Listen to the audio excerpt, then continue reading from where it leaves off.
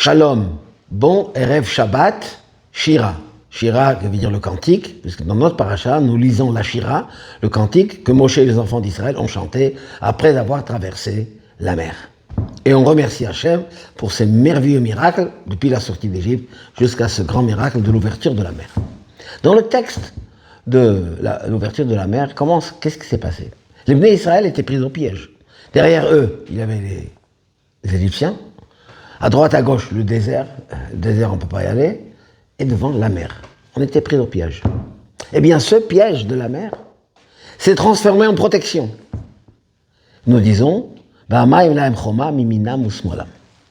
l'eau était devenue une muraille de protection de droite et de gauche.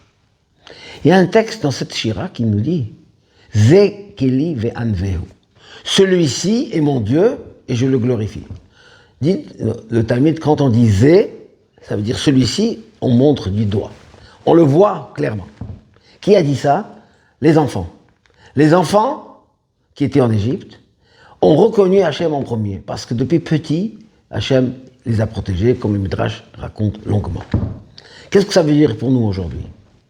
Eh bien, les enfants qui ont grandi en Égypte, qui ont été élevés dans un environnement hostile, en tous les cas spirituellement.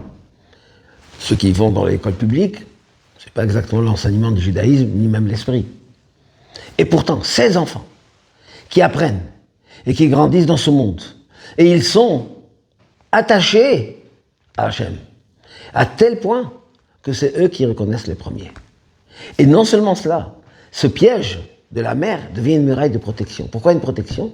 Parce que notre long exil, qui est une traversée de la mer, on a des ennemis de droite et de gauche. Des ennemis matériels, physiques, ceux qui nous ont fait beaucoup de mal. On remercie Hachem pour le dernier otage, malheureusement pas vivant, qui est revenu de Gaza.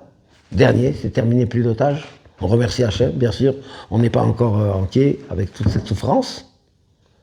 Et ça, ce sont des ennemis physiques. Et ils sont soutenus par de nombreux, même en France. Mais on a un ennemi spirituel qui essaie par tous les moyens de nous assimiler. Et pour cela, nous avons besoin de la protection de droite et de gauche. Qu'est-ce que c'est de droite, disent nos sages? C'est l'étude de la Torah. La Torah a été donnée par la main droite de Hachem. La gauche, tout le monde sait, c'est le bras sur lequel on doit mettre les tefilines. Même un gaucher qui met sur la main droite, c'est le principe de la main faible. Gauche, c'est les faiblesses que nous avons dans le monde, les tentations, les épreuves. Et tous ces ennemis-là, nous sommes protégés quand on traverse la mer par les enfants qui reconnaissent le premier Hachem, à qui on donne cette éducation juive qui permet à ces enfants de reconnaître, de savoir, de comprendre et de connaître.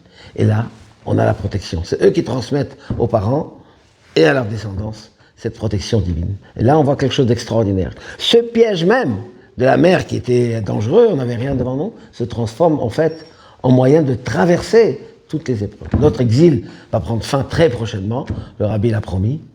Eh bien, il faut savoir que ce sont les enfants, qu'on leur donne l'éducation juive, qui sont dans un monde qui n'est pas tout à fait conforme à la volonté divine, mais quand on leur donne l'éducation juive, et ils ont leur fierté, ils n'ont pas peur, on n'enlève pas les mezuzot, on ne change pas de nom, on ne découvre pas la tête, on garde ce que nous sommes réellement, et on en est fiers, alors oui, on va traverser cet exil, on va sortir, comme dit le texte, Beyad Rama, la main haute, la tête haute, fier et heureux que la galoute s'est terminée. Et là, on va chanter le 10e cantique que nos sages ont prévu, qu'on va chanter à Hachem et le remercier quand nous allons sortir de notre galoute prochaine avec la venue du Mashiach. Shabbat Shalom ou Mevorach.